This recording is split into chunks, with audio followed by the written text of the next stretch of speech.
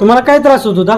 माझा उजवा हात दुखत होता भरपूर, म्हणजे इतका दुखत होता की मला जेवायला सुद्धा येत नव्हतं. आणि मी कराडामध्ये ट्रीटमेंट घेतलं, हं.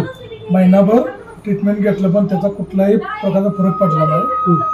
मला साधं हात सुद्धा माझा वर उचलून दवाखान्यात सुद्धा मला माझ्या मुली जेवण चालत होते. हं. त्याच्यानंतर तिथून 16 दिवसानंतर मी म्हणजे तुम्हाला ऍडमिट केलं होतं? ऍडमिट केलो. बरं, मग किती दिवस ऍडमिट राहिला? 16 दिवस ऍडमिट राहिलो. बरं. 16 दिवस ऍडमिट राहून सुद्धा हं. तिळ मात्र मला फरक पडला नाही. हां. शेवटी फिजिओथेरपीचं त्यांनी रक्कम भरून घेतली, हं.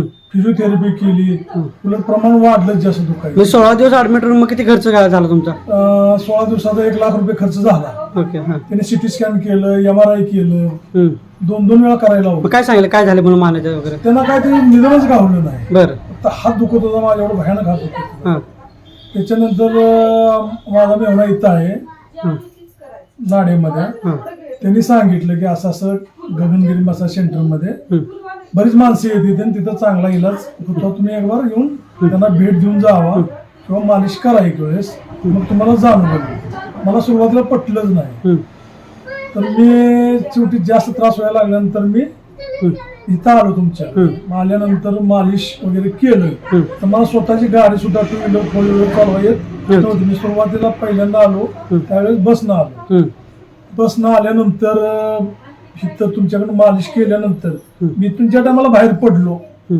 त्या टायमाला मला असं जाणवलं की मला 50% फरक पडल्यासारखा वाटलं. हे पहिल्या ट्रीटमेंटमध्ये? पहिल्या ट्रीटमेंटमध्ये 50% फरक पडला. म्हणजे हे तुम्ही 16 दिवस ऍडमिट राहून 1 लाख रुपये खर्च करून काही फरक काही नाही, सुद्धा फरक फक्त आपला पहिल्या ट्रीटमेंट मध्येच तुम्हाला 50% फरक पडला. 50% फरक पडला. हां. आणि 4-5 ट्रीटमेंट केल्या, हं. एकदम क्लिअर झालो पूर्ण. आता हे ट्रीटमेंट घेण्यासाठी तुम्ही कुठून आला? गाव तुमचं? MIDC टोल नाके शेजारी बेलवडे हवेली गाव आहे. ओके. हां. तिथून आलो. तिथून आला. हो. आता इथं आल्यापासून तुम्हाला कसं वाटलं मग? इथं आल्यापासून म्हणजे बऱ्याच जणांना सांगतो हां.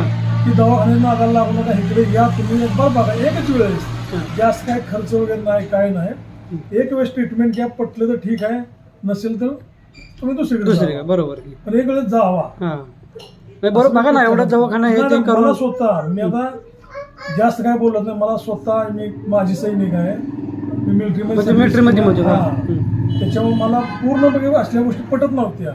पण मला इतका मोठा अनुभव आला की खरोखरच मी तुमच्यामुळे सरळ झालो. ओके. म्हणजे आता पूर्णपणे बरं आहे? पूर्णपैकी बरं आहे. ओके. धन्यवाद.